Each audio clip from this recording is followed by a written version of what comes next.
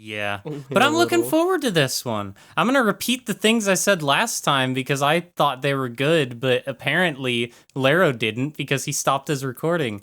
I'm going to say them anyway, though. It wasn't his fault. You don't throw him under the bus. I am excited to interview the world famous Banquo Zero, also known as Banquo 05, also known as Banquo. Hey, that's me. Yeah, that's you. I'm your biggest fan. Aww. Blue.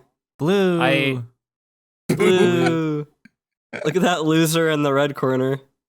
The red corner.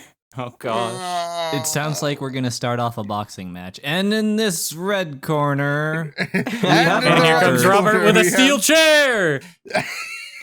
Oh, watch out, watch out, watch out! People always bully the red ones. One like equals one saved red one. Hey, I mean, you just gotta not be red. That's easy. No, I don't want to recolor my whole OC. I'm just saying, recolor your OC. There's no main 6 that are red, but there's main 6 that are blue, so... Rainbow Dash has a little bit of red, but she's mostly blue. She's mostly blue. And Rainbow Dash is the awesome Rain Blue pony. Dash. Therefore, her being awesome and blue, I think there's a correlation there. I don't know. Yeah, it'd be so awesome. It'd be so cool. Would it be so cool? Yep. It'd be my movie. My superhero movie. Oh my gosh. Why do people listen to this podcast? We are like, we haven't even done the intro yet. Yeah. Where we're going, we don't need intros. We don't need intros. I'm going to do it anyway, though, for, consistency's sake. Hello, everyone. Welcome back to Out of Our Mains, the show where we're out of our mains, and you probably are too, because you're listening to some hopeless, colorful horse addicts ramble on about a show meant for little girls. I'm Maynard, and we've got Robert as usual. Sup? And we've got Laro as he's joining us for the next few episodes. Wahoo! And we have the illustrious, the world famous, the world renowned, I can't think of any more titles. We got Banquo. Hi, I am none of those 3 things that you mentioned, but thank you anyway. Well, I gotta build up our guests, because you're blue. I guess that counts for something. Because we have, as if we didn't have enough blue people here. We got the, I feel like being blue, immediately, this is a joke. I feel like being blue immediately nets you a spot on the Out of Our Mains podcast at least once. Yeah. Blue bias. Yeah, that's how I got here. That's how I got here. Oh my god. We need to get a green person, and then it'll be, RGB. Oh my gosh. I mean, Ambi's got a little bit of green in his design, but that's just his eyes, I think. Full green. We gotta get a fully green OC. Yeah. We'll see what happens. And it's it's neon green, so it's very pleasant on the eyes. You just need to get Doc Anubis in here. Right? Yo. Doc on the Out of Our Mains podcast. Real? It'll even out the color spectrum here. Yeah, I see. But so we invited Banquo on because we ran into him a little bit at this convention. I guess when this goes up, it'll be 2 weekends ago, because we were all at Everfree Northwest. We got to chat a little bit with Banquo, and some of us been following his content for a little bit, so it was a super cool time to get to do that. So Banquo, for anyone who doesn't know your channel or anything like that, do you want to describe what you do over there? Oh, sure. I do, I think, mostly self-described rambling horse comedy about all kinds of stuff. Anything I mostly think of either in the shower or on my long drives for work. Shower thoughts. You do your best thinking in the shower, honestly. Yeah, definitely. Oh, yeah. But it's that, and then sometimes I sing, sometimes I do some voice acting stuff, and sometimes I draw, but it seems like people are really interested in the rambling about pointless pony related topics. It's specifically pony related, obviously. Yes, yeah. It has been cool to see a lot of your like art popping up a lot more in your videos lately, though, because like with your what is a brony video, you did a bunch of different poses of Euro C. I don't know if you had those around for a long time, but you made a bunch for Laro too. I Like, did. Yeah. We did it was a video. very cool It to was- see. It's sort of a balancing act with the getting the assets, because I've always had this big giant file of my horse in various poses, but I sometimes I'll try to use them when they merit having my horse on screen, but if I can go without, then I probably will, because that's just kind of a lot of PNGs to have. It's a lot. Yeah, I getcha. So like one of your bigger series that people like, or that you've been working on, I like, honestly, until I started trying to come up with a teaser image for you, it completely went over my head that the What Is series was a series. I was just like, oh yeah, it's another Banquo video, and this is fun.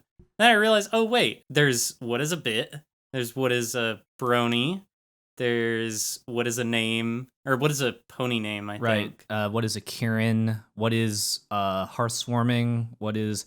To your credit, it doesn't sound like a series because it's just the two words "what is," and I don't like... I guess it is a series. I kind of have a theme with it, and I kind of follow a similar structure with it, but implying that it's a series implies a lot of forethought and a lot of thought. I don't have thought, so this is giving me a little bit more credit than I deserve, I think. We call the podcast a series, and I don't have a brain, so I think it's all right.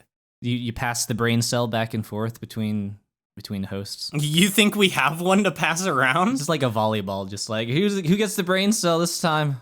Maynard, it's our 100,000 play button that we're going to cut up. Like we discussed this before, remember? Oh my gosh.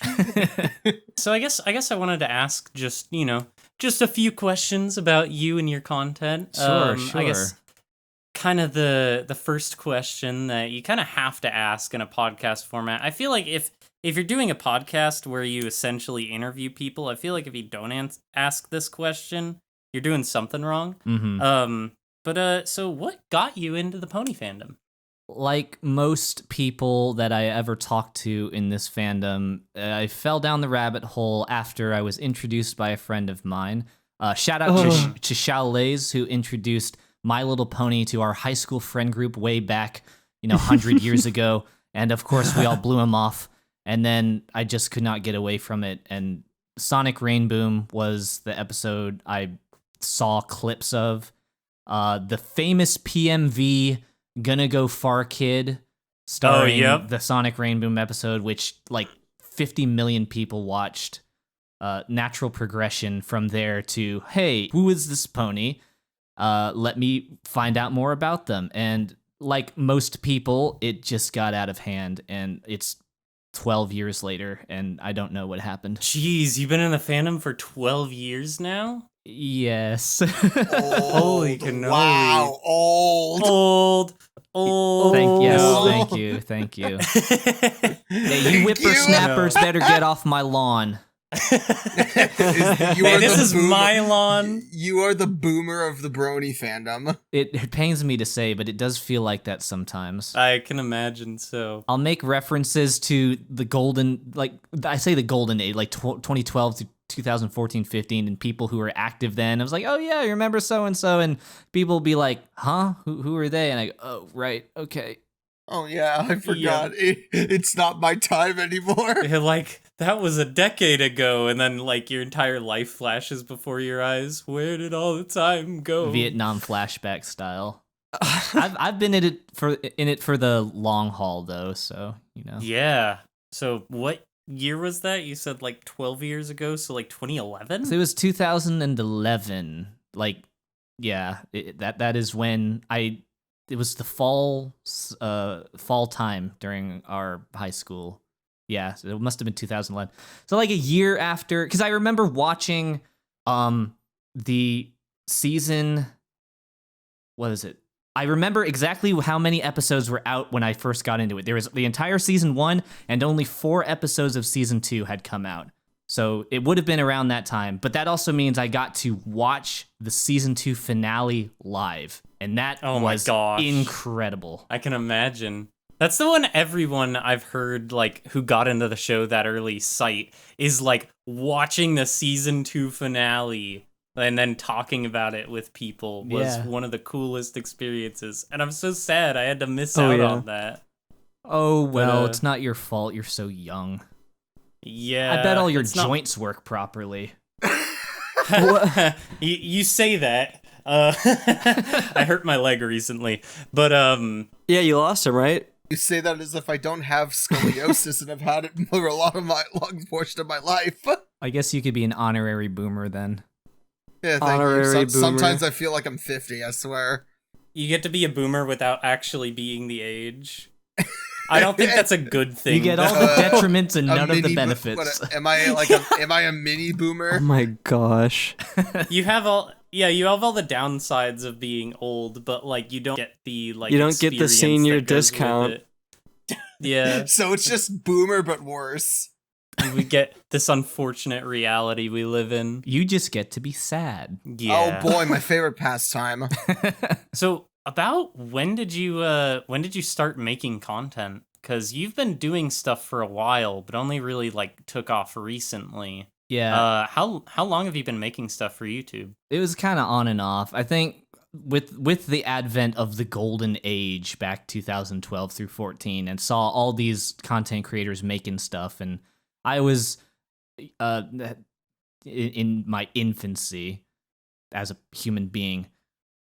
As a teenager, take from that what you will. Yes, infant teenagers. But it's you know the ones. But you're not a human being until you hit at least like 20. I feel that. I'd say like 18 is when the responsibilities start weighing in, and then once you reach 21, you're like, well, shit. Because they say you're an adult when you reach 18, but you still have so much more to figure out, and you continue figuring it out. I think by the time you reach like your mid 20s is when you're like, oh shit. Yeah, it's sort of set in. So you worked off of Windows Movie Maker, right? Way back in the day. Oh, yeah. And the first video I ever made was just a compilation of Brony songs that I enjoyed. And I was like, here's a list of Brony artists that everyone should know. And for some reason, it got 1,000 views, which was way more than it deserved. It deserved like 2. Because it had all the classic Windows Movie Maker transitions, and it was just pictures stolen off of Google Images, and like no effort put in. Oh, you mean like the fade in, the like the kind of like weird like effects, like warping effects and stuff. Does this still exist on your channel? It is. I try not to delete stuff because it reminds me of how I want to watch that now. How far I've come in terms of creating content. But it had the classic spin with the sparkle that every mid 2000s anime music video had at the time, or lyric video. Oh my god. So like it had like the start, like, those transitions where the starting opening where it's just like I have the opening transition. It's like the opening transition where it's like text spins with like a glow effect, and then it has the time. Oh my god! Yep, that's exactly what it was. But I look back kind of fondly because when you're starting off, you're figuring it out. No, I didn't have any education in it. I just I threw myself at this arduous task of trying to make a video, which I'd never done before, and I made something, and people saw it, and so. I stress this to people all the time. If you want to get into making content, just kind of do it. You're going to grow. Just do it. You're going to get better, but you have to start is the thing. And if you're bad when you start, that's good, because then that means you can look back and see how you've improved. Yeah, it's a super cool process. Right. So that was back in 2012, and then I made stuff sort of intermittently because I was doing school at the time, and then I went to college, and I was like, I should probably focus on college primarily so I don't end up homeless. And at least that was what my parents instilled into me, because of course they did. Yeah. And so I didn't make stuff until I kind of got out of college. I think it was about 2018 or 19 when I started finding I don't know, style. It sounds really weird for me to say that I really found my groove. Yeah. But I think, oh God, the thing that launched my channel, and I'm kind of ashamed to say, it was an April Fool's video. I think it was nice. back I know the one you're talking about. It was the mid-2020s. Me and a friend of mine, SnivyG.Absol, I was like, hey, I have this idea for an April Fool's video. Let's do this comic dub for a Not Safe for Work Oh no! comic. Oh, Of course, we're gonna cut it right before we get to anything actually not safe for work because that's the joke, right? So Yeah. So I did that, and for whatever reason, and I even marked it 18 plus to really seal in the bit. That, Yeah. Oh yeah, this is gonna fly on YouTube. But then, so I cut it and I said, haha, this is an April Fool's joke. And then for some reason, people kept watching it, and that I think to this day is still the most viewed video on my channel. So I will No never way. outrun it and never Correct. live it down. you'll never escape it. Oh my god. And it's the comment see section is people either mad that we did it in the first place, or Yeah. people mad that we didn't continue.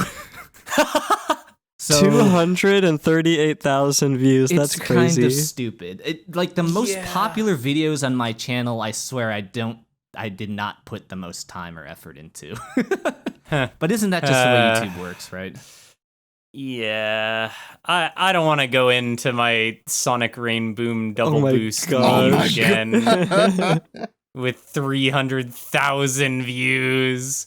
I think I was just gonna say for that that comic dub video I made, I think it's very important to note that the top comment just says, "Man, I can't wait for part 2." I think that was that SnivyG.Absol? That was the person who I did the comic dub with. And then he came back and he did sort of a quote unquote part 2 on his channel, but it was just 10 minutes of nothing.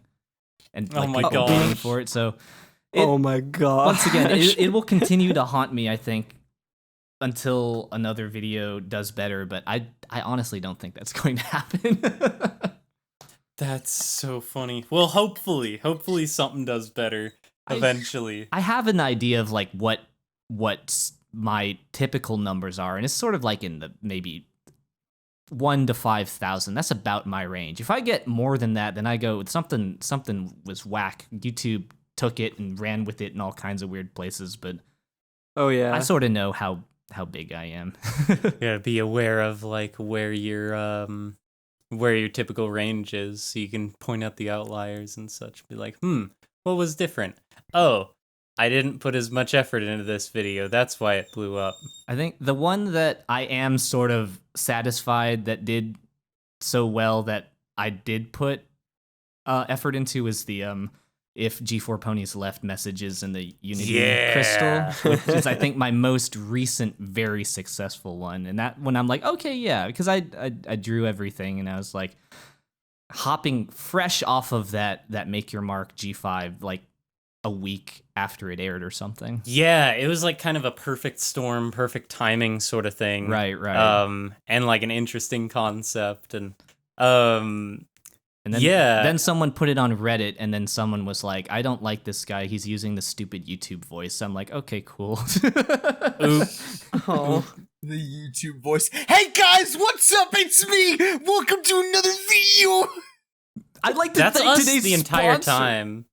Oh my god. That's just the entire podcast. Main Shadow Legends. Main Shadow Legends. Sponsored. Today's sponsor is Main Shadow Legends. Yeah. Oh my gosh. Use the link in the description below to get 30,000 bits and 2 free ponies. Yep. Wow. Well, yeah, I do think that messages video was the one, because I only found your channel relatively recently, maybe like a year ago or so. Because a friend of mine like referenced your content, and I'm like, oh, I'll go check this out. That's and then I was crazy. like, oh, I'm going on a binge of this guy's videos. Like, these are fun. Thank you. He's thank got a you. good sense of humor. So I have a broken sense of humor is what it is, but I think it's a lot of bronies do, so I think that works. yeah, I yeah. think that's the thing. I think we all have about the same level of brain rot that like it works out. We all like, haha, funny horse on screen. Like the level of humor is like if I put Hans on screen, it's like Hans. It'll make me laugh. I just laughed. Like it's nothing. It's a word spelled wrong. But yeah, this is what 12 years of My Little Pony brain rot does to a mofo. I swear to God. I think you and the TrotCon Twitter ruined me there, because now I just see a picture of a horse, and I'm like, that's a horse. It's a horse. That's a horse in real life. Horses are real. I have to be reminded about that sometimes. I guess something I should ask. You touched on this like a little bit, but like no real specifics. Was there any big inspiration for the type of content you do now, or was there any like anyone in particular that got you to start making stuff or got you interested in creating? Before, I think the big watershed video for me was What is a Pony, which started the whole What Is series and my just flurry of nonsensical babbling about horse stuff. Before then, I feel like I didn't do it quite as often, but before that era it's the OG guys from early fandom, like the Bronies React crew. Everyone knows them. Of course. Silver Quill, Round Trip was a big one. DWK, of course. Oh my gosh. The Ponies Anthology, Space Odd Pony, and now sort of later, Macario and the Rift Ponies crew. Yeah, but outside of the Brony fandom, I think the big YouTubers that I stole style from or borrowed style from is like Jax Films, Video Game Donkey, Alpha Rad, Giguk. I mean, I straight up stole his idea of a quiz based on. He did a video called The Privilege Quiz that was like 6 or 7 years ago. I was like, what if I did a Brony quiz instead? I straight up just like take concepts from these popular YouTubers and like, what if I just threw a horse at it instead and see how that does? Yeah. And usually it ends up working out.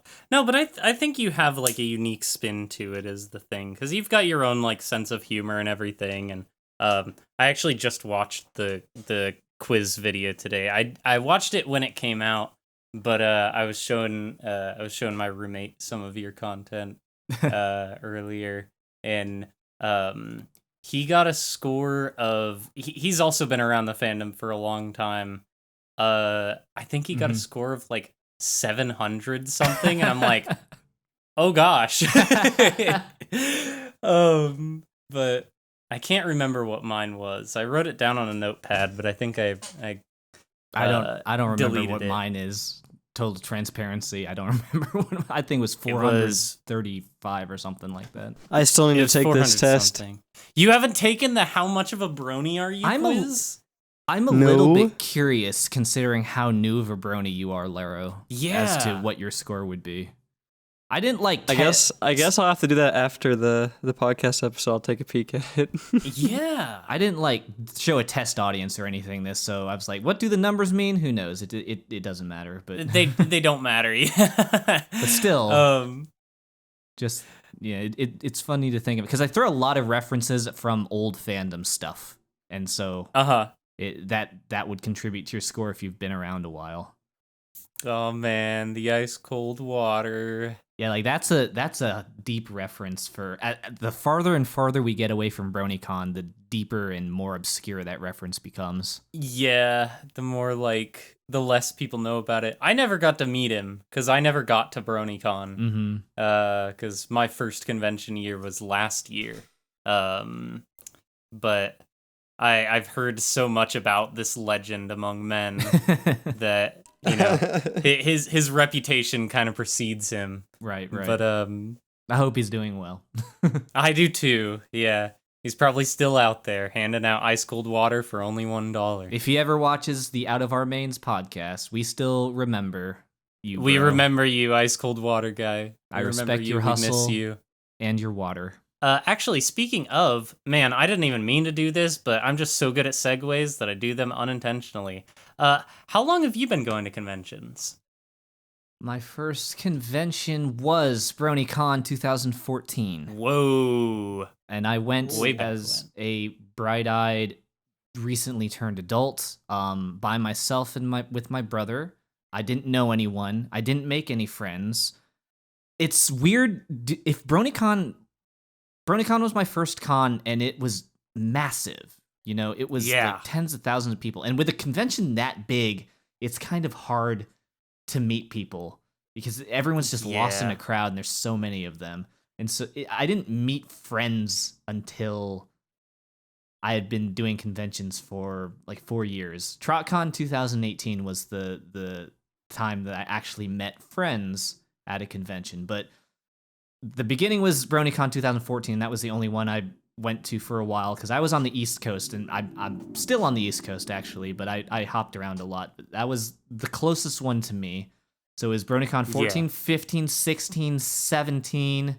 Gosh, what did I do? And it started branching off once I had a job and was able to travel and did Cider Fest and TrotCon and heck yeah. Yeah, and then eventually the recent ones is HarmonyCon I just did for the first time this year in 2023. Heck and Everfree, we love HarmonyCon here. It was a really good one. I was impressed. Really I kept hearing some great things. Of course, I'm thinking the Pony Convention in Dallas or the Pony Convention in Texas, and 3 come to mind from way back in there was Nightmare Nights, there was like one before that, and now the most recent iteration's HarmonyCon, right? Yeah.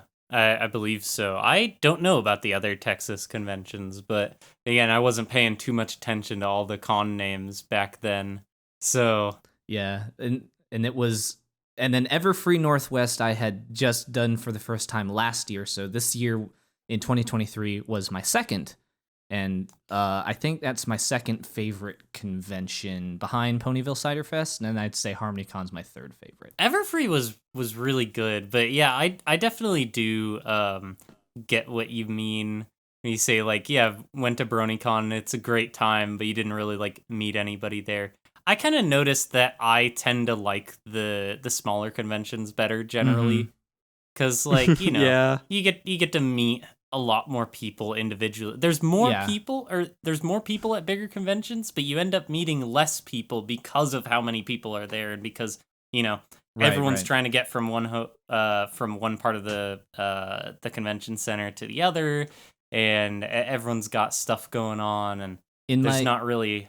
Yeah, in my early days of doing conventions, I found myself doing more, like hustling, going panel, and now later on with these later conventions, it's more just about hanging out with the friends and just spending time with the people, and maybe not doing quite as much. That's been kind of a running trend I've noticed, because again, I only started recently, but I'm noticing that like for me, my first couple of conventions, I just went panel to panel to panel. And then I started just like doing less and less panels each convention and just hanging out with people. And I've just kind of settled into just, generally I'm hanging out with people. If I have a friend on a panel, I'll go watch it. If I'm on a panel, I'll go to it, obviously. But you go to panels that you're on? No, I ditch them last minute. Oh, yeah, me too. That's the best way to... Well, I mean, I was talking about how I like gaslighting people so much. That's the best way to gaslight your audience, is tell them about this huge panel that's going on, and then don't show up. The ultimate bamboozle. But yeah, I do find that like HarmonyCon is my personal favorite, just because maybe I'm a little biased because it was my first convention last year. But it's also the one that this year I ended up meeting a ton of people. Last year I didn't meet anybody, but I was a lot more socially awkward than I am now. I'm still socially awkward, don't get me wrong. But we're bronies. I don't know if we ever figure out the social aspect. What the hell is socializing anyway?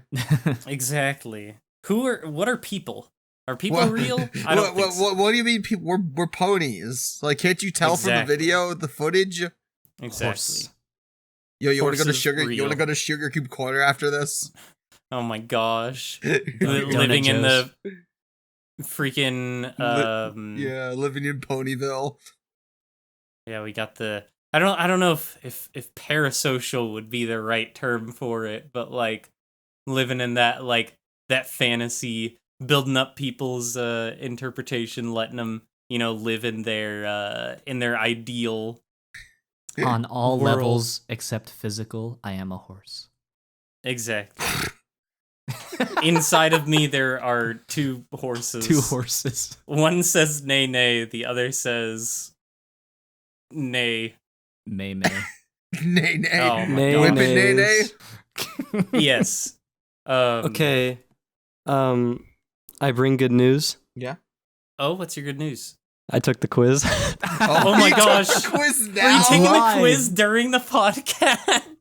Yeah, no, that's why I was quiet for a short period. I was finishing it. I've taken it. What is your score? Okay, well, I think it's more fun. Guess what score it is. I'm gonna 5. guess above. I'm gonna guess above 300. Okay, what do you think, Banquo? I'll say 400. Okay, These okay. Price is Right It- rules. Yeah, so it's above 400. Ooh. Whoa, nice. I got actually higher than Banquo in his video. Okay, Ooh. so No way. I legally have to How- give you my YouTube channel. I think that's what I said. You're a Yeah. fake fan. Hold on. My What gosh. quiz is it? I'm curious. It's Banquo's how much of a bro or how big of a Brody are you How that I big, got yeah. called fat. How big a brony are you? It was a pun. It's a pun. Get it? Huh? It's so funny. exactly. I got 475. Ooh, that's Wow. respectable. The points for using every pony IRL, not ironically, got me some nice extra points. Oh my gosh. He was dealing psychic damage to me all weekend at Everfree. Yes. I'm like, no! I was. No! The pony brain rot got to him too quick. It's too late. I say it unironically, on purpose. Oh, man. I'm considering making a sequel to that, so we'll see. You should. Oh, you that would be should. good. That would be fun. At What would the you end, you should include like a point index for like certain point ranges and call people fake fans if they didn't get like above a certain Oh number. lord. yeah, make it so where you put it like fake fans is like it's absurdly difficult to get above fake fans. To get above fake fans. Yeah. It's anything, Like- any score less than 700. You're a fake fan. Oh yeah. Yeah. Fake fans. You have like this is the highest possible score you can get, and you're a fake fan if you're not, if you're that or below. Wow. And you put it like one higher. But Perfection. good video, go watch it. There'll probably be a card on screen if you're on Hey. YouTube. Yeah. Shameless plug. Woo! Shameless plug. Anyway, sorry for that tangent. You're all good. It's fun. It's a fun video. So you've been going to conventions since 2014, you said? Yes, next year I'm thinking about making a video of a decade of cons because it'll be me going to pony conventions for 10 years, which is really weird Yeah. and insane for me to think about. Wow. That's that is wild. insane. Because I pitched this to my folks to let me go to the first one. I was like, I don't know how long this brony thing's going to last, and I just want to get to see at least one of them while I have the chance. And then I just saw them the other night, and they're like, oh, so you're going to go do another one? I'm like, I sure am. Oh my The god. ride never ends. I'm on like con The 16 ride or never 17 at ends. this point. Whew. It's a lot. Good Yeah. golly. That's wild. Did you see the trend going around Twitter where people were posting like every convention they've been to? Oh, yeah. It was like going around for a minute. And I thought about jumping on it, but I'm like I only have like 6 or 7, but cuz I went to, let me think. I think it would be 7 now. Cuz I went to 4 last year and I've been to 3 this year and I'm going to my 4th in November. So That's 3 times the amount I've been to. That's true. Speaking of conventions, I figure we ought to Oh. talk a little bit about Everfree Northwest. We might seeing as well. Seeing as 3 Yeah, out of 4 Robert, of what us were your there. thoughts? Yeah, how'd you like Everfree Northwest this past weekend? So Wait, you didn't have a mean. good time? I'm sorry, Robert. This is so mean. So mean No. to me. I didn't do anything to deserve this. I was only That's a why we do little it. late. Little asterisk. For every minute Robert is late, we shall insult him once more. Oh my gosh. Why? Robert, we gotta make sure that you make it out to HarmonyCon next year, because that's the one to go to. That one's a lot of fun. I'm looking forward to Ciderfest. Listen, later right this now year, I'm saving for a new computer. I know, but Cry after about that, it, loser. New computers are not eternal, but pony convention memories are. Pony convention memories are forever. That's right. Like Everfree But Northwest anyways. 2023. Yeah. So, what did y'all think about this one? Because I know you mentioned that Everfree was your second favorite now, or yes, my second favorite. It's just run very well overall, I think. The concerts were great, the panels are great. They have a good sort of handle on how to do a convention. And just Seattle is gorgeous, and I like going there. And you step outside and you don't feel like you're on fire, so that's a big plus. Yeah, the weather was nice. That was a good plus. Seeing as they've been running I think it's the longest running pony convention now. Yes. It's either since that or BronyCon was Trot. down. Trot's been around for a long time as well. Trot has been around a long time, but I'm pretty sure Everfree hasn't beat. I'm pretty sure a year. Everfree's handle on Twitter does say that they're the longest standing pony convention. I'll fact check that. They're pretty. They know how to do a convention pretty well. Oh, for sure. So it's just in terms of how efficient things are managed, registration, perks, and just here's the thing. There wasn't a line con, right? It's one of those things where you it's hard to tell if a convention's run very well, but you know when it isn't run well. You can see that. So well, actually, you bring up a good point, Laro, because I think Everfree Northwest was the first convention I went to where they didn't have printer issues for the badges. Every single previous one, the line con has been like multiple hours, and it's like, oh yeah, our printer's having issues, and it's like, how does it happen every time? But it just happens. Everfree Northwest got their stuff together, I guess. They got their stuff together. They were streaming on like VR chat and Ponytown. A lot of the stuff. They record all the panels. There was an AV. When we did our panel, we had an AV staff. Yeah, our had panel people was there. Was not. It's not as big as like the Bronies React, but we still got an AV staff. Shout out to that particular AV staff. You might have told me your name. Wish I knew your name. I feel so bad because I didn't know your name, but I gave you a very good review on the panelist survey that I took. Shoutouts to that person. I love you. Shoutouts to the AV team. Just in general. It takes a lot to put on a convention. It really does take so much effort and organization and volunteers and people, and I wouldn't want to do it. I mean, if you were at closing ceremonies, like, you saw how many people went on stage when they called the volunteers up. Yeah. Like, there's a lot of people behind the scenes. And I'd say they did a pretty freaking good job. I'm happy with it. Yeah, definitely, like, personally, some highlights of that trip were our panel was a lot of fun. I'm not gonna lie. After that panel, I was like, dang, I'm so sad I'm not on any other panels this convention, because this was fun. We had a good turnout too. I was pretty surprised at how many people came. The room was full. Like, there weren't, like, I couldn't see any empty chairs. This is good. But yeah, we did, for those who don't know, we did a panel called, I think it was A New Generation of Brony YouTubers. And, which was a returning panel from HarmonyCon.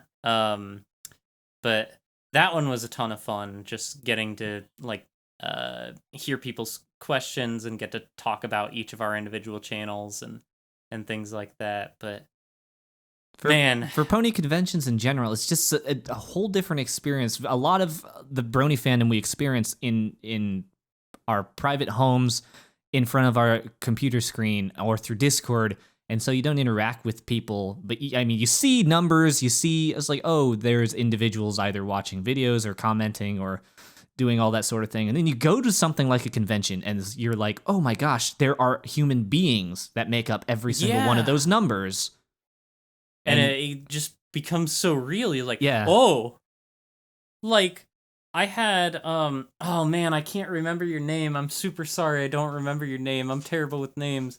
But after the panel, I had someone come up to me and be like, yeah, I started listening to your podcast recently, like on my like commute to work. And it's been really cool seeing the quality jump over time. And I'm like, oh my gosh, I love that. Thank you. Just makes your heart flutter, doesn't it? Just a little bit. Yeah, exactly. I mean, yeah, quality-wise, we were pretty, a bit shit back then. We've come a long way. Is that the first curse word of the podcast? No. Well, of this episode, I think. I meant of this episode, first curse word. Round of applause. Woo! Oh yeah, I lasted 44 minutes without spouting a curse word. I've been reining myself in. I think I've been doing a pretty good job. I mean, cursing is allowed. Yeah, we cursing, just try to keep it, you know. Yeah, I don't like say like I just say like the common contenders. I don't say like I don't go overboard either. Of course, yeah. We try to keep it, you know, we try to keep it low, but I'm not gonna, you know, force anyone to shut their trap and use all the hex and fricks that I use. Yeah. So, all the PG-13 language. Oh, gadzooks and odd spodkins, you know. Well, goodness. gee willikers. Oh, goodness gracious. Jumpin' Jehoshaphat. Great wickering stallions. Great wickering stallions. What the hey, dude? What the hey? What the hey? Balderdash. Oh my gosh, you jump scared me there. What do you think I was gonna say? I don't know. Well, no, I didn't think you were gonna say anything. You just got real close to your mic. Oh, I'm so my bad. I got jump scare. This is the new FNAF jump scare. Yeah, it was a great time getting to hang out with people, getting to meet a ton of people. I'm happy because I'm gonna talk a little bit about some experiences I had because. This is Banquo's episode, but this is also the Everfree Northwest episode. Yeah. 2 in 1. Exactly. It was super cool just getting to meet as many people as I did. I was looking for him like most of the convention, but I finally got to meet Scooter Tricks, who was super cool. Yeah. And I was looking around for him, and I finally found it. I'm like, oh my gosh, like, I've been looking for you. Like, I've been wanting to meet you. I'm a super big fan of your content and everything. And he's like, oh, you run the podcast. I'm a big fan of you. And I'm like, whoa.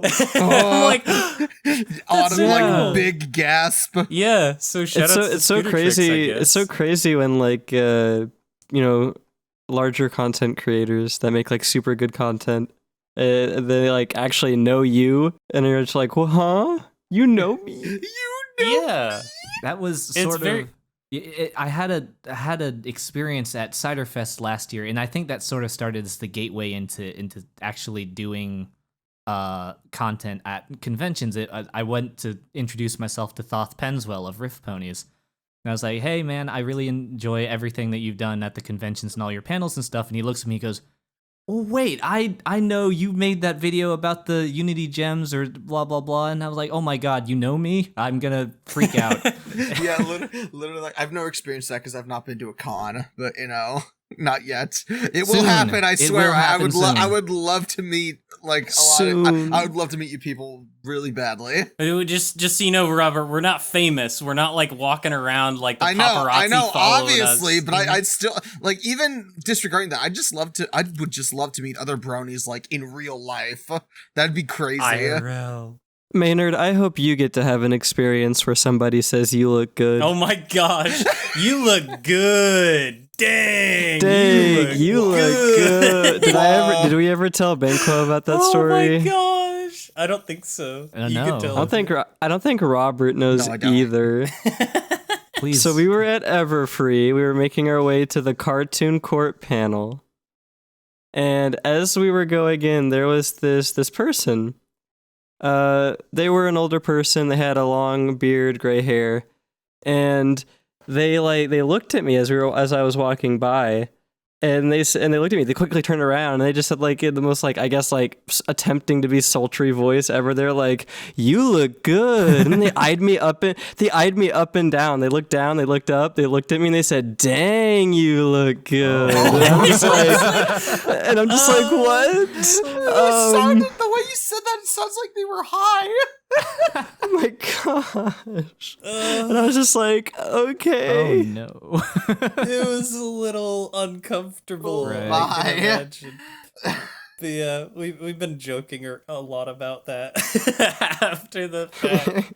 You look good. You look good. Dang, you look good.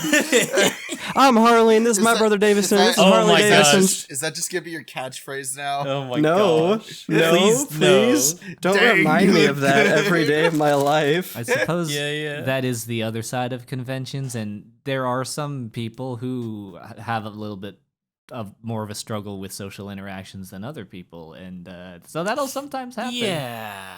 You'll just have a social interaction with a fellow brony, and you go, "Ooh, okay, that was interesting." Well, they were certainly social. I can say that. right. Oh my gosh. Oh, yeah, there's definitely experiences that are like, okay, like a majority of people going to these conventions are just like you. They're just, people, fans of horse show, and just want to go there to make friends and stuff like that. And I assume that's like the majority and everything.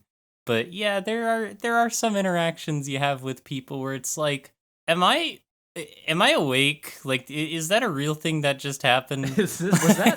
Did we actually have a conversation? Yeah. Is that real? Is this real? Like, Is this a fever dream? It's like, what happened? I think What was this? my favorite iteration of these interactions is whenever a convention is held in a shared space with normies.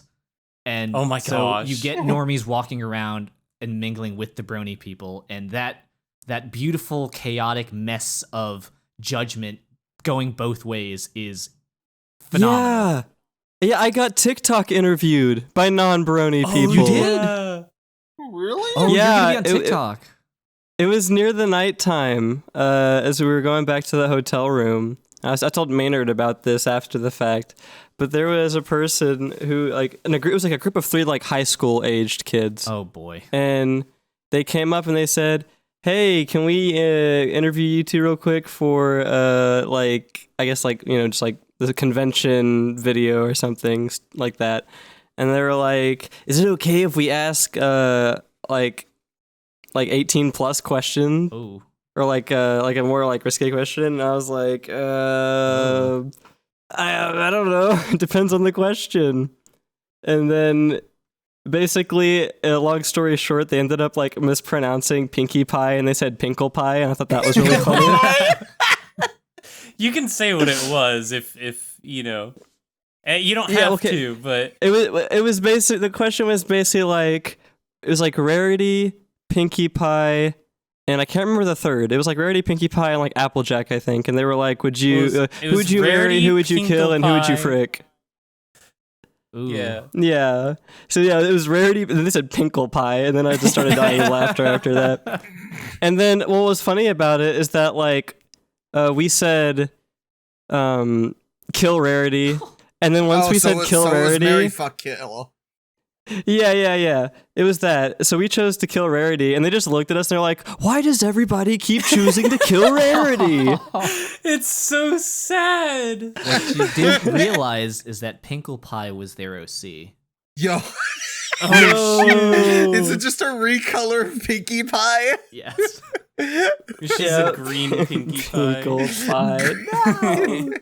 Yo, Oh my OC, do gosh. not steal. Oh man, that's Rainbow Dash's cousin, Pinkle Oh Pie. no, Rainbow Dash. Yeah. You got. I gotta hit up Cole. I hope Cole is watching this. Pinkle Pie. Cole, if you're watching this, we got Get on ideas it. for you. Get on it. Long story short, HarmonyCon was a normal experience. Everfree was a fever dream. Yeah. There were plenty of interesting Well, you had most of the like bizarre interactions. I'm not gonna lie. I didn't have any like ones where I was like, huh? I guess I was just in the wrong place at the wrong time. I guess so. It's because you look good. It's because Dang, you look good. Oh man. Oh man. It's gonna haunt you in your waking nightmares. Yeah. The best example of the intermingling of the normie fan group with the bronies was back during the BronyCon days, because the Baltimore Convention Center is immediately adjacent to the Orioles stadium. No. Yeah. No. The baseball team. So for every brony convention, you'll get this wonderful mess of bronies and baseball fans patronizing the same food establishments and restaurants and whatnot. And oh my there's gosh. this mutual judgment that goes across the lines and looking at each other like, why are you into the things that you're into? Yeah. But you like baseball? Yeah, what the hell? That was my You like perspective. baseball? But 2019 stood out to me specifically because the convention center shared a event. I think maybe it was towards the end. It was the weekend. They shared an event with a Rubik's Cube speed tournament. Oh, I heard about this. And so there was two extremely nerdy subculture niche fan I guess fandom. Is Brony even fandom? niche at this point? I think it's still yes, probably niche. it is very niche. But, yes. So you get. I went to go get a burger or so. Get some food somewhere, and we were standing behind these Rubik's Cube individuals, and we talked to them, and we said, "So, what do you call your I guess denomination of people in your interest group? Like, what do you call yourselves? Do you call yourself cubers?" And they said, "Yeah, that works, cubers." So it was the bronies and the cubers sharing a venue. Cubers? For that. It sounds like a slur against Rubik's Cube playing people. I think rubies sound cooler. Cubers. Rubies? I think rubies sounds cooler because it's like the gem. Yeah, it does. Yeah. But I mentioned them because I asked the cuber themselves what they call themselves. And so this is straight from the horse's mouth. Wait, but they weren't there for the horse convention. It was straight from the cube's mouth. Were there any people that were there for both the conventions? They were there for the pony and the Rubik's Cube tournament? That'd be a funny thing to think about. But yeah, it was chaos.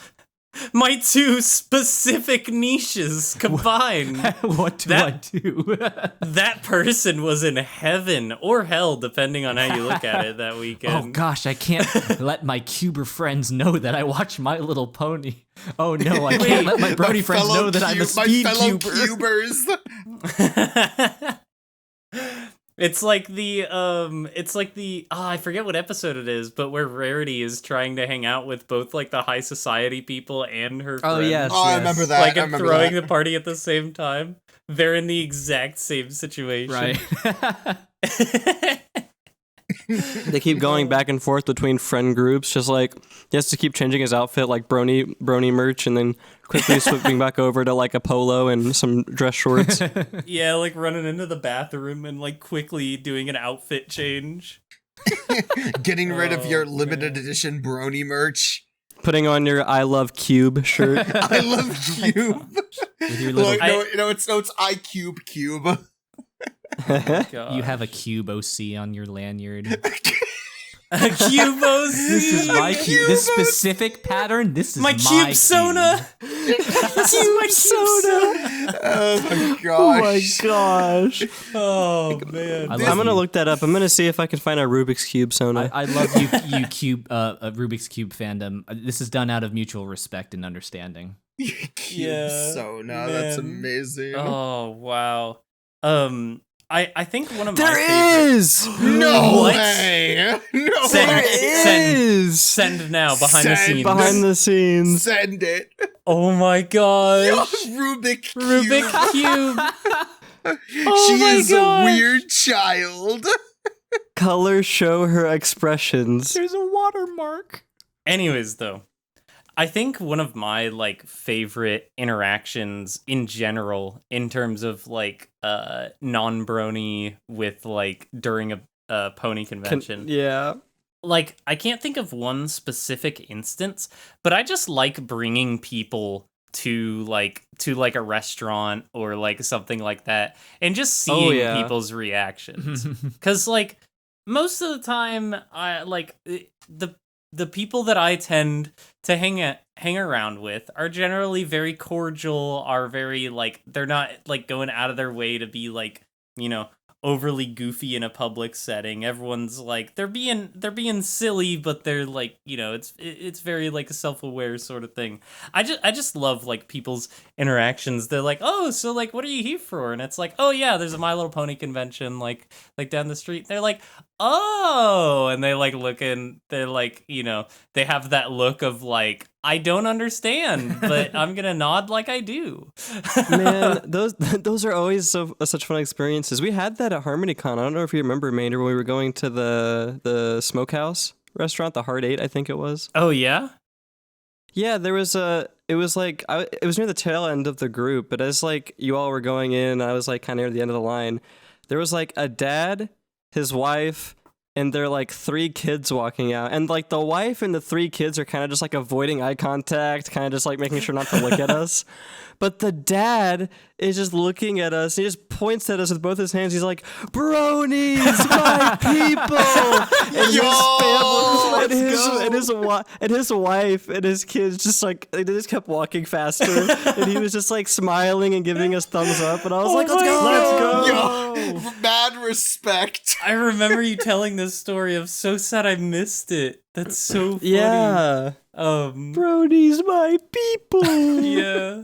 Hey, but then like points to them for knowing exactly what our fandom's called. That's yeah. I also love like just that's also part of the reason why I really like the tradition of like going to see a movie after the convention, because like generally it's like it's a Sunday night. There's not usually a lot of people at the theater, but the people we do run into, it's like, like it's a good time. We go into the theater and we're all like goofing off, having a good time, but nobody's being a jerk or anything like that. Everyone's being respectful. The first time we did this, I was super worried because you got a bunch of bronies in a theater, and I'm like, oh no, people are gonna be like obnoxious, like there's gonna be loud some people. and horrible. But no, everyone like stayed super silent, super respectful through the whole movie, like paid attention. I think my roommate had a very he just has a very loud and boisterous laugh, and he laughed at like pretty much every single joke on Puss in Boots, but it wasn't like disruptful or anything. It like added to the experience, sort of thing, Yeah, I just love that. I love taking a group of people from the convention and doing something outside of it, because it's like, wait, pony people can exist outside of conventions? We can. It reminds me too much power. It reminds me of back when Equestria Girls came out in theaters. Oh my gosh. A small group of us went to go see that. And I had this interaction with this mother and her daughter. We came into the theater. I think it was Rainbow Rocks, so this would have been 2015, I think. Okay. We walk into the theater. There's a mother and her daughter, and we're sitting down, we're chatting, we're having a good time, and the mother comes over and says, "Hey, I just wanted to let you know, this is the theater for Equestria Girls, right?" And we go, "Oh yeah, that's what we're here to see." And the look on her face was just error 404 not found. Just complete, like we wiped everything from her brain in that particular instance. Her entire worldview was shaken.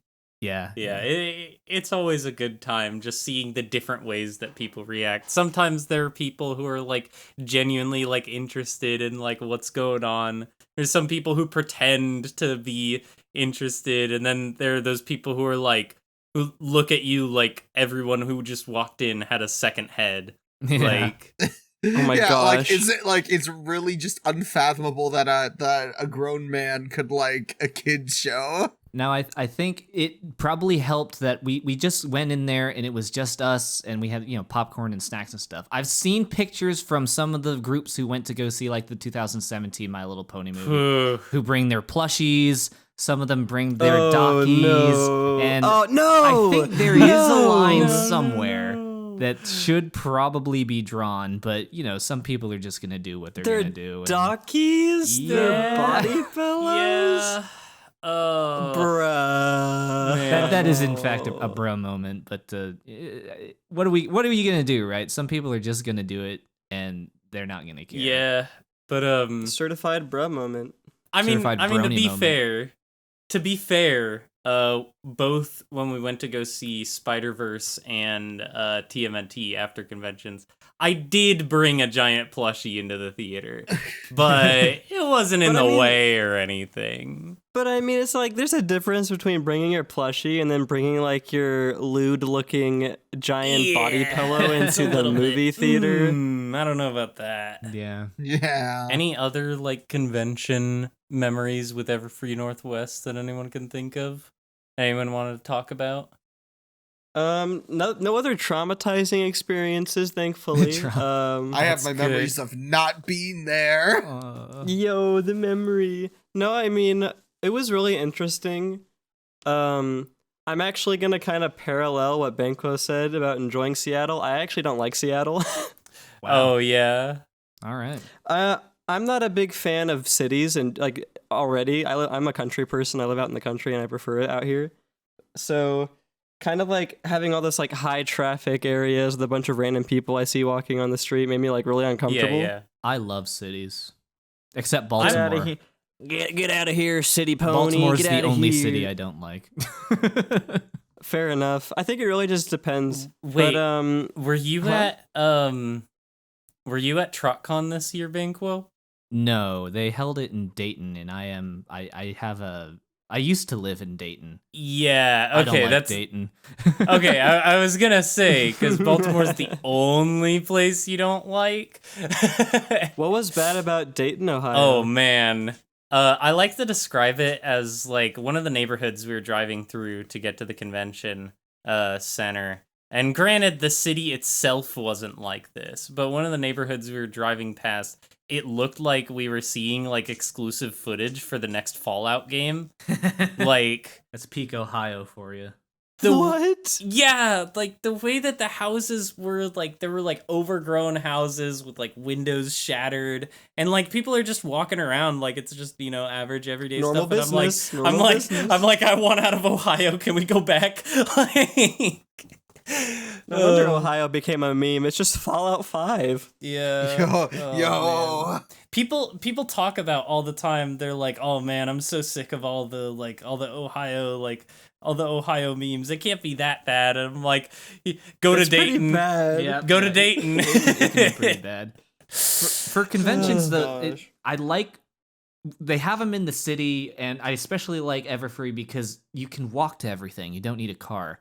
I think that was. I do like that. I do like that a lot. A big hang up that I had. Well, maybe not a hang up, but something that would be a lot nicer. I think it was HarmonyCon. If you wanted anything, you kind of had to get in a car and drive. And people are flying in from all over, and we don't have a lot of vehicles. Right, you don't have rides. So I think that's. I'm honestly really happy that they changed the venue for this next HarmonyCon to a more like downtown area, just for that purpose alone. Definitely.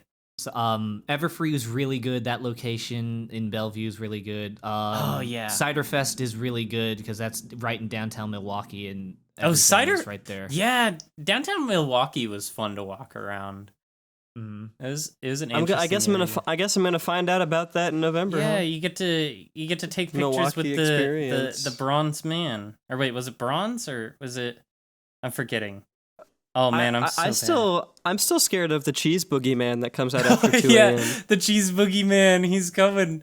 He sounds like. What was that? He only comes after you if you don't have your daily dose of cheese curds. But if you miss your daily dose of cheese curds, then you're he comes screwed. After you. You're gonna get turned into cheese. What does he sound like when he comes after you? This is what he sounds like. Wow, you're he's using walking the around. soundboard, but It's but the none of cheese us boogeyman. can. But dubious. He's a dubious creature. A dubious little creature getting up to mischief. Up to some mischief. This can't be This good. is no good. The it is beast demonic is in nature. It is nature. demonic Very in icky. nature. No good. No good. Banquo's just sitting here, what?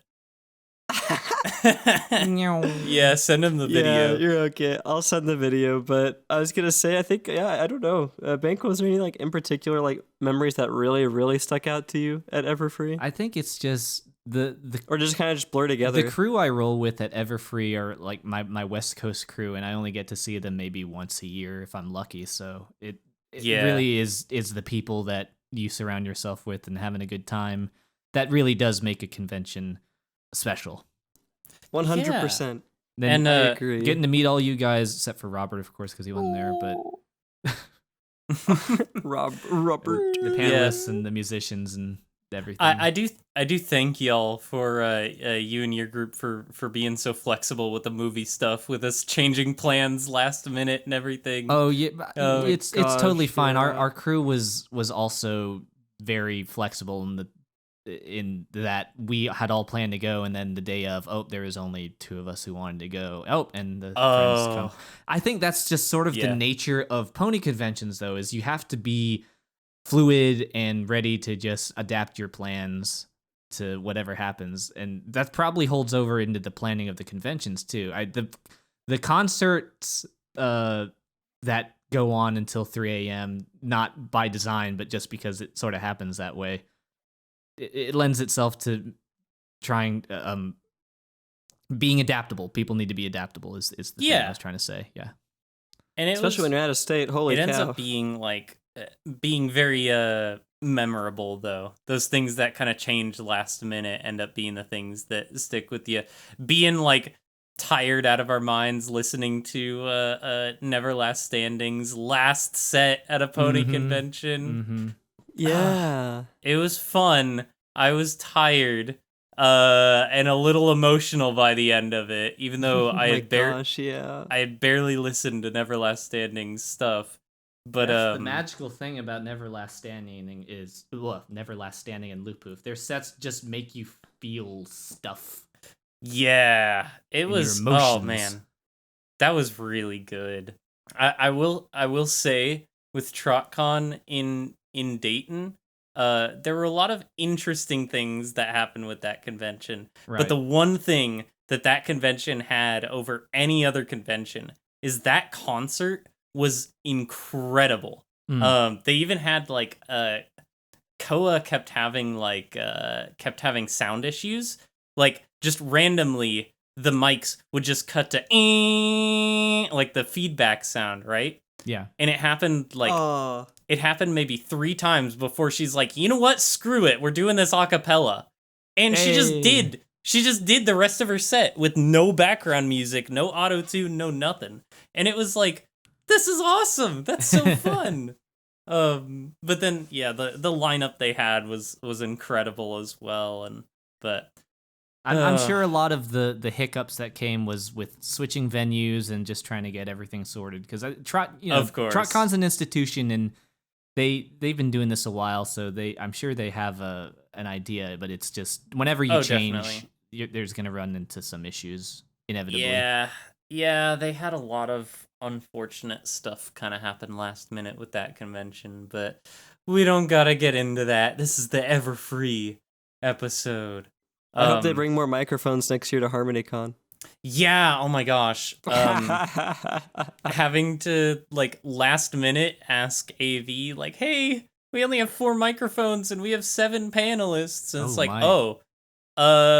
we don't have any more microphones. Oh, okay. I'm gonna have to I guess we're playing musical chairs with the microphones. Man,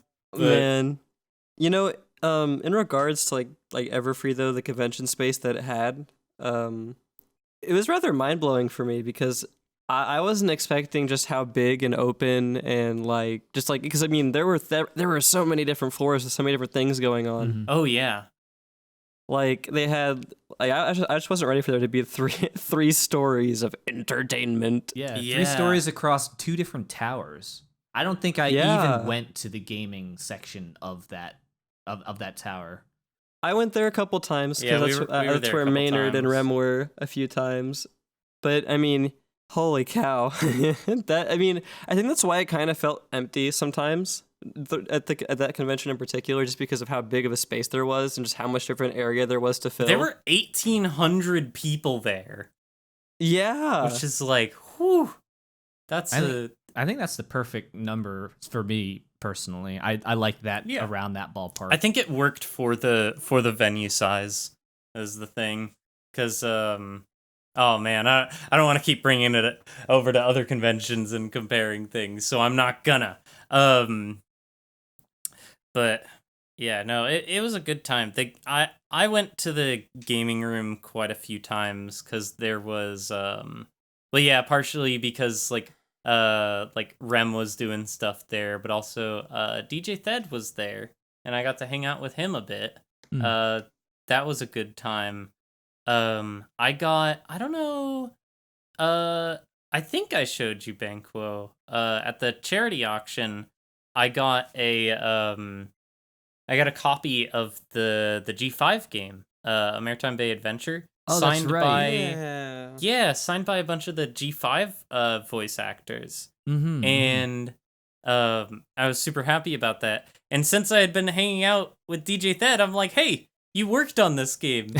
Can you also sign it? And he did! Yeah. And so I have that sitting on my shelf, albeit Bahia Watson's signature got a little screwed up. If anyone has contact with Bahia Watson, please let me know. Please reach out, because I'm trying to get in contact with her, see if she'll sign. Because they had, man, I loved Everfree, but they had everyone sign the plastic on the case instead of the paper underneath the plastic. So it rubs out really easily. Yeah. So, like, Bahia Watson's signature is barely legible. And I'm like, no. Like, she was the one I was the most excited to have on there. And her signature was so cute, too, because she did, like, Bahia Watson. She did, like, a couple little, like, butterflies with it. Aw. But that's not there anymore. And I'm like, ah. But, yeah. If I can't get in contact with her, I'll probably run into her at a future convention. Yeah, and you'll have just her have do to have her sign it again at another con. Yeah. Then I'll make sure to have her sign the paper instead. But no, it was, man, this is a good convention. I miss it. I miss Everfree. I'm very excited for Ciderfest coming up soon. I think again, all of us except Robert, sorry Robert, are gonna be there. We're so sorry, Robert. It's nothing against you. It's just everything against you. The universe is against you, unfortunately. Just get money. Just like have money. Make more money from sandwiches. I work part-time. Work full-time. Just don't eat for 3 months, and you'll be good. Yeah, that's what I'm doing. That's what I'm doing for Ciderfest. Let's go!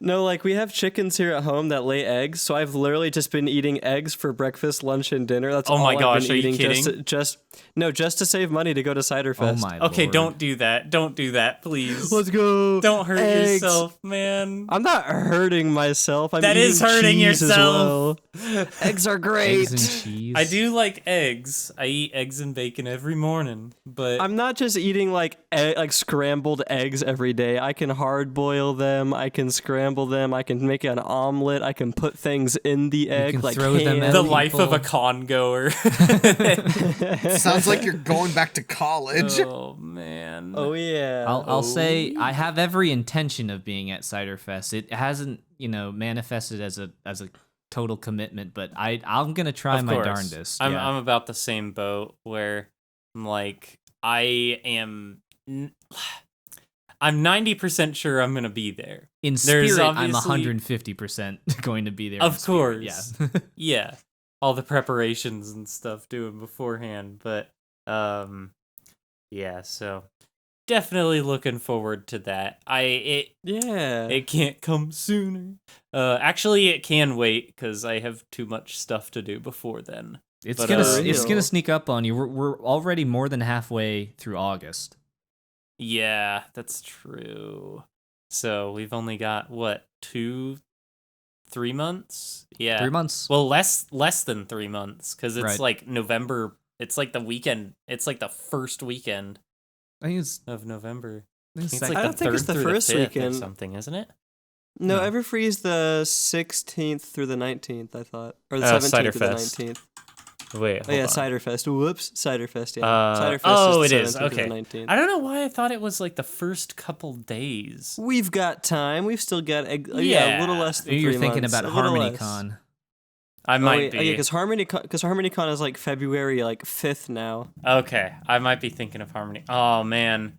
Oh, that's So gonna be many hard. cons, so little time, so little money. You're right, man. HarmonyCon's easy just because I drive there. I don't know if I'm gonna. It all depends on what my roommate's doing. If he's willing to do the drive, I'll do it. But it's gonna be even longer than the first time I drove to HarmonyCon. So it's like, Oh, gosh. But he did it last year by himself, so I'm like, okay. I mean, if he can do it, I can manage. Yeah, I'm not Yeah. really driving distance to any conventions at this point. The closest would be TrotCon, which is 8 hours. Everywhere Oh, else, that's is, not bad. Gosh. everywhere else is like 12 plus, and I hate driving, so I'd rather not. That's fair. Yeah. Understandable. When I drove to HarmonyCon my first year, you talk about being far from conventions. I used to live in Arizona. Oh, Lord. And albeit you're like, oh, you're right in between Texas and California, so you're like right there. No, it was a 15-hour drive to both HarmonyCon and BabsCon, and those were the two closest ones. Hey, you had my Ponies gosh. Expo though. Oh my gosh, Not- you know about that? Not to Wait, throw what? any What's shade at any that? conventions, but actually, I'm going to throw shade at Ponies Expo because Yeah, apparently oh it my was a gosh. train What's wreck. Ponies Expo? What is that? I have What? so I didn't go, but I have an interesting Is it an story. Arizona thing? Phoenix, right? Yeah. 1 year. So this It's past a year. 1 year con. oh man. I really hope no one who is organizing that event listens to this, but I'm gonna talk about it because it was a little bit sketchy. So here's my story learning about this convention, right? I was like just on a walk with a friend of mine. We were just on a walk, like talking and hanging out, and he mentions that a friend of his said there was a pony convention going on in like a month, or like in a few months. And I'm like, what? Like here? I've not heard of anything here. And he's like, oh yeah, like he said that it was happening like here. I'm like, okay. So we look it up and we find, oh yeah, the Ponies Expo. That's what it's called, right? It's been a while. Right. But I find it and I go to their website and I'm confused because there's like no information on their website whatsoever about anything about the convention. They have like dates for it, but that's it. Or no, they have dates and they have a venue, but that's it. No place to buy tickets. There's no listed community guests, no listed like guests of honor, no listed Man. staff, nothing like that. But they have a Discord. And I'm like, okay, I'll bite. I joined the Discord. How many And- people were in the Discord? There was a good number of people, not as many as you'd hope for there to be for convention, but there were a decent number of people in there. But the thing is, the activity was like dead. The server was dead. But in general, I saw several instances of people sending a message of like, what's up with this convention? Where's registration? Like, who's coming to this convention and everything? And the same person every time said, DM me. And I'm like, huh? Oh no. DM me. I'm like, okay. I'm already this far. Oh no. I'll bite. Oh boy. So I messaged them. Biting. I messaged them and I'm like, hey, what's the deal here? And they're What's like, the deal? okay. They're like, okay, listen, buddy. we had like this was the kind of conversation it was. It was like I just got pulled into a room and I'm like sat down in a like dimly lit like at a chair. It's like, all right, listen. So we used to have this convention at this time and this place, right? Right. But we were planning on having it there, but our website got hacked. Like everything got hacked. And so what we're doing is we have Oh my god. we got the website back, but we're putting up fake information on the website. The real convention is happening 2 months later, and it's happening here, and you can PayPal this to like get your tickets registration. Ooh. And I'm like that immediate red flags. Oh, sounds cool. I did not respond after that. Yeah, that sounds like insanely sketch. I have no idea anything that went down with that. I have no clue if it happened or if apparently it did. Well, so Banquo said that apparently it went bad. What do you know about that? What's your side of the story? We got Maynard's like lore. Now we need like the Banquo explanation. I have a friend who went and no way. Yeah, he was a community guest, or it's supposed to be a community guest for it.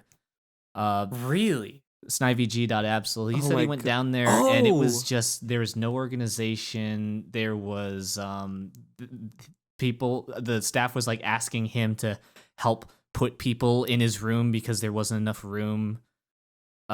Strangers, and just no schedule, no organization. And the community guests were asked to like help set up and put stuff away. What the heck? That's what I hear. And do we know how many people attended that convention? I don't know any of the specific statistics. I also don't think they have made that information available. Yeah, I can't imagine why. I don't usually like call outs or being like, hey, using like a public platform to bring attention to anything, but apparently the convention just went horribly. So yeah, I'm like kind of better it flew under the radar then. Yeah, to be honest, no flack to anyone, behind the scenes on this, but like I'm sure you guys did the best that you could given the circumstances, but it just sounds like it would have been better with more preparation and planning. Yeah, I think it just goes to show like how much has to go into these events. They're not easy. You can't just like put one of these on. You have to like make an entire business to effectively to make the, I don't know the specifics, but Charlie Worthy has an LLC for his stuff, and who runs Winnie City and Cider Fest, and Everfree Northwest is what Pegasi North. It's an entire like financial. It's an organization. Yeah, and with that level of requirement needed for just on the financial side, you have to be prepared to put in the work as if this was a job. Yeah, and more than that, and you're most likely not gonna turn a profit. I don't think most convention organizers actually turn a profit. Well, no, because all of the conventions are non-profit because they have to be. Mm-hmm. That's one of the things. Well, because like I know like everything. If I'm not mistaken, I'm pretty sure any convention that has like excess money just donates the rest of that to charity. Mm-hmm. Nobody pockets any money. It's all literally anything they do is out of pocket. So there's certainly no chance of net positivity there. Yeah, it's wild, but that's interesting that you know someone who attended. Mm-hmm. Were there other? Do you know like any of? No, this is turning into gossip territory. Let's not go there. I think it bums me out the most though, because this was his first exposure to a pony convention and it turned him off completely. No. And I'm like, I am so sorry, dude. Most of them, the ones that I go to, are incredible and they're such a good time, and I don't blame you for not wanting to go to another one after that disastrous one, but I'm telling you, they usually go way better. So just try to keep that in the back of your mind, but I respect your decision if you don't want to go to another one. It's just really a tragedy that was your first and that was your experience. It's heartbreaking, man. Yeah, definitely. I think actually now I think if there's nothing else we wanted to talk about Everfree, unless anyone has any other stories, I think we can start wrapping up pretty soon here. So yeah, I think that's pretty much all of the scary experiences I had convention wise. I contributed so much to this podcast. I mean, overall, Everfree was a great time. I contributed so much to this episode. Yeah, as you do with the convention episodes, Robert. Of course. Exactly. I'm so sorry. I wish a fantastic con going experience for the future at all of these fantastic pony conventions that exist. Yes, if definitely. You listeners at home on the TV, because you're watching on a TV for sure. I know some people who do. Want to attend pony conventions. The ones that we listed are fantastic. Everfree Northwest, HarmonyCon, Winnie City, Cider Fest, TrotCon, Van Hoover, Sequestria. Hers pretty good. There's a lot of them. The ones in Europe, Galacon, come to mind specifically. Yeah. Did we say Van Hoover already? Okay, yes. Gotcha. I'm losing my mind. But yeah, I think I actually have one more question for you, Banquo, and I think this is, it's a very important one. Yes. Best pony? Tis Applejack. It is Applejack. Yeehaw! Every pony. I will say when I first got into the fandom, I really liked Fluttershy. And that's why I said, because I related a lot to her, as most bronies do, I think. And the more when Applejack dropped her voice around season 3 or 4 and just became a really snarky sort of straight man routine with the she's the voice of reason, putting up with others' absurdity. That's I think when I fell in love with Apple. There's this quote that comes to mind. I think it was season 9. It's Applejack, and she gets so frustrated. She's like, "I told y'all, what is it? I told y'all this would happen, but no pony ever listens to me," and like throws her hat down in a fit of rage. That resonates in my soul. For anyone who tries planning things, for anyone who tries to be the voice of reason to any of your friends with crazy ideas, it just hits. Which is a reason why my favorite episode is Sounds of Silence, where it's my current favorite pony and my former favorite pony, and there's Kieran, and there's singing, and there's character development, and it's just the perfect episode. Oh, that episode is so good, man. I know people talk about it a lot, but it's good. It's a show with these dubious little creatures. Up to mischief. Up to mischief. Yep. I think it's called Centaur World. Oh, yeah. Harvey? Oh, no. We're not going into it. Honk, shoe, honk, me. We gotta keep that first one you mentioned under wraps. That's a secret to the public. That's future projects. But, yeah. All right. Other than that, so there's a few things we do at the end of every episode. So one of the things we do is we like to have a question of the episode, and so we like to have people respond to something that we ask them in their ear holes. My ear holes are That's open. a way to say it. Yeah. Oh man, I never prepare these in advance. Because I'm very good at my job. What's a good question for people? Well, I had a question for the content creators, both here and maybe who might be listening. What is your favorite thing that you've made that you are the most proud of? Ooh. Maybe that can stem even outside of just content creators, just people who have made things just in general. Anyone who make thing. Yeah. What's your favorite thing that you've made? Yeah. It's a very broad question, but I think it works. I feel like most people have done a little something. Made something, maybe. Yeah, maybe you've worked on a project. Like maybe it's as simple as like an at-home project that you did. Maybe it's like a school project you did. Maybe you passed a certain like class, got a certain degree or something. Maybe you made a stupid horse video. Yeah. Yeah.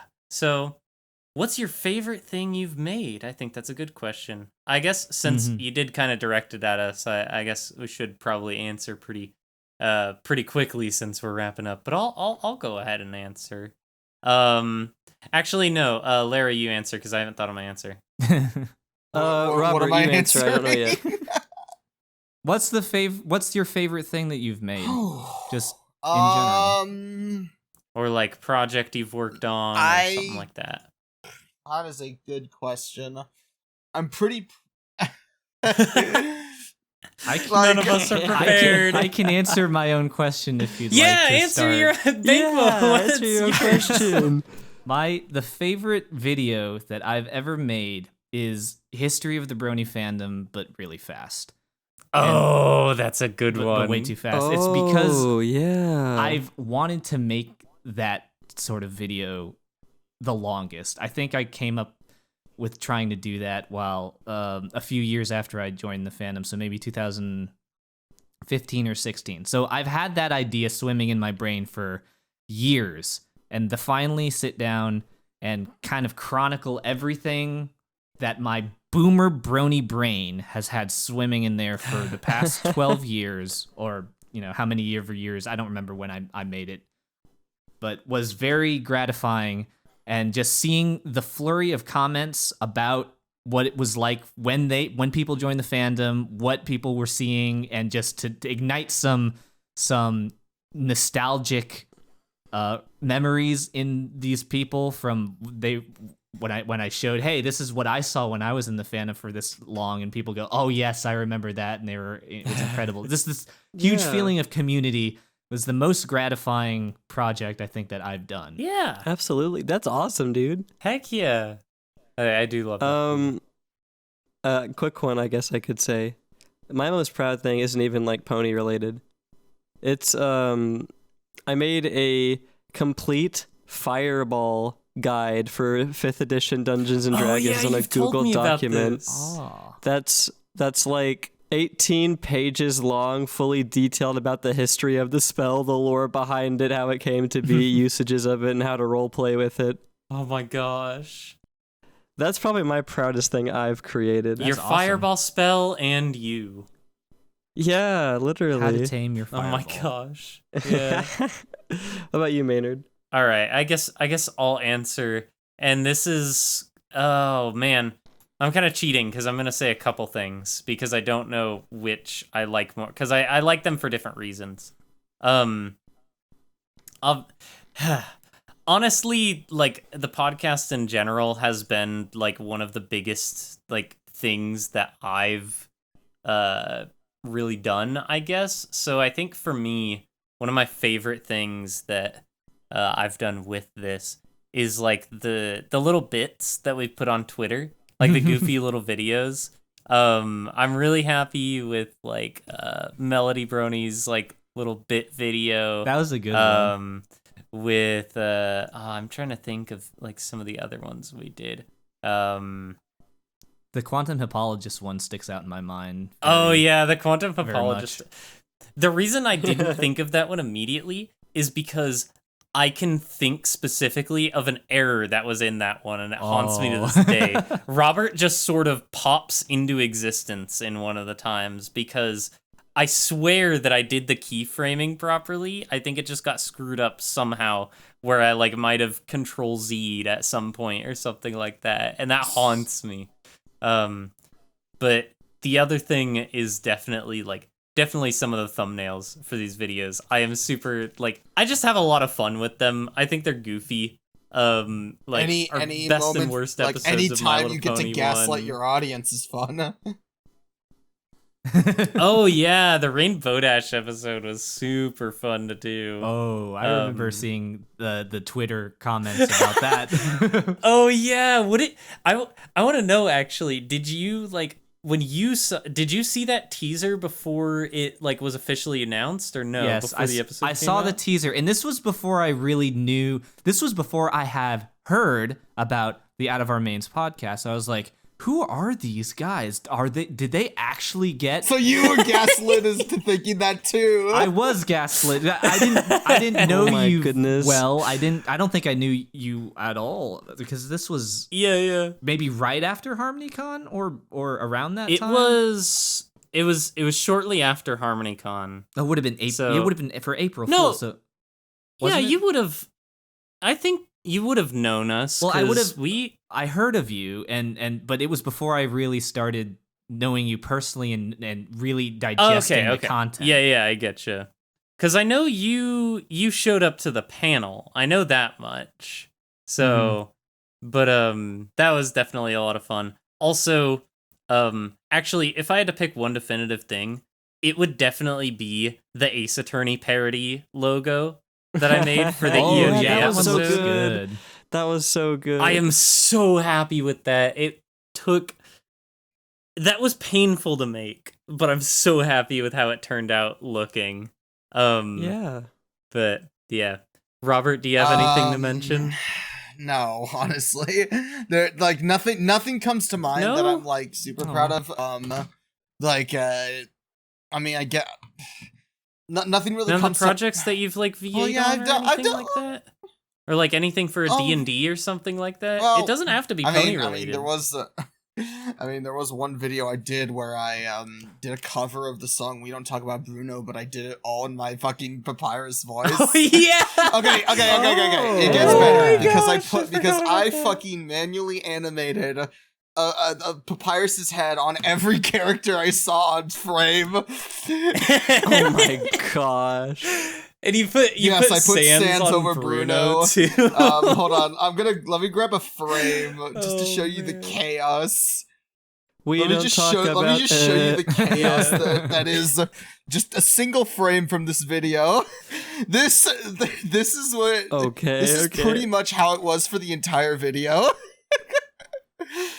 It's not like all keyframed. It's manually animated. So no, it's.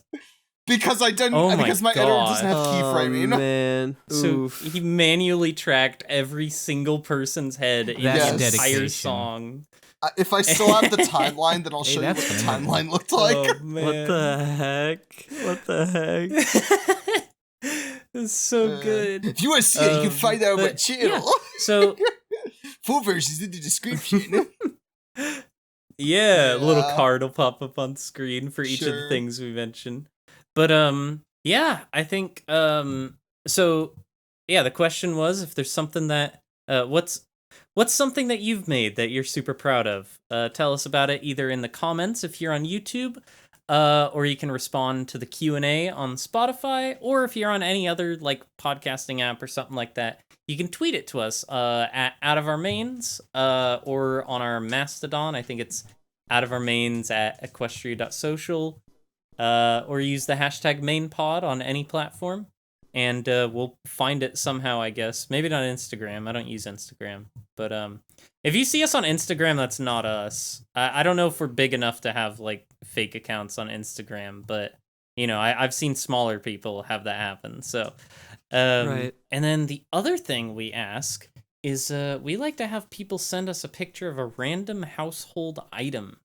So, Banquo, we like to put our guests on the spot for this one. Okay. Do you have any random household item you think that people should send to us? Send us a photo of your frying pan. Ooh, that's a good one. I don't think we've done that one before. Frying pan. Send us a picture of a frying pan. So once again, you can send it to us on Twitter, or on Mastodon. You can also join our Discord linked in the description, and you can send it in our Send Pics channel. I think with that, that's about everything. Did anyone have anything specific they wanted to plug before we left? Banquo specifically? Nothing in particular. I'll be working on stuff sort of intermittently. I just by the time this podcast goes up, I'll have started school again, so we'll see how that all goes. But I have plans to continue to make stuff whenever I have the opportunity, because making stuff is just fun. it's just a lot of fun, and anyone who's hesitant about it, just, find something you really like to do. It doesn't have to be good at all. I mean, like I said, I started on Windows Movie Maker with the most generic transition you could ever think of, but you just have to get started and just have fun with it, and who knows where it'll take you. As long as you have a drive to make something and to make it the best you can possibly do it, then do it. Go for it. Yeah, have a good time. Go subscribe to Banquo. Go subscribe to Banquo on YouTube. Subscribe to us too, please. And go follow Banquo on I do not want to. Do not make me get into that can of worms. On Twitter. Just don't follow me in real life, please. That'd be. Do you have a Discord server, Banquo? I don't, because that's a lot of responsibility that I don't really want to have. I'm happy to lurk in everyone else's Discord servers, though. So if you want, if anyone is curious about Blue Horse, join other Blue Horse our Discord servers, server. He's in here, like Out of Our Mains or Laravel or Laro's Banana Bonanza, and the Out of Our Mains trademark. Yeah, we're trademarking it now. Server. Yeah, we should claim the copyright on that. But Laro, Robert, y'all have anything to plug? Any upcoming projects? Subscribe. Yes, just in general. Okay, I agree. Just whoever you like. Subscribe to whoever you like. But it's mandatory you subscribe to us. Smash that like button. Beast! New rarity video coming out this month. Oh yeah, your rarity video is coming out this month. So this month. By time this episode comes out, it'll probably be just around the corner, huh? It'll be either out or on its way. Yeah. So definitely look forward I'm just to recovering from a cold, so I'm just waiting for my voice to stop sounding icky so I can record my voice lines. Yeah. All right. And I don't have anything to plug at the moment. I have a lot of projects I'm working on right now. I have a lot of stuff that I would love to talk about on the podcast in the future. But as of right now, they're all kind of under wraps a little bit. So I'll mention them when the time is right. But thank you guys so much for watching, for listening, and Banquo, thank you so much for joining us. Thank you for having me. This is sort of like a badge of honor to be invited onto this. I'm very happy. It's what every brony strives for, is being invited on. I've officially made it. I have peaked, and now I will begin my arc from here. No, midlife crisis on a way. We're excited for the future Banquo videos to come. So yes. All right. I think that's everything. So Thank you. have a great week, everybody. Later. Goodbye. Take care, every pony. Bye-bye. He said every pony again. Every pony, every mare, every colt, every pony, filly, everywhere, every stallion. You can feel it in the air. In the air. I actually think that song is unironically a banger. Anyways, goodbye, everybody. Bye.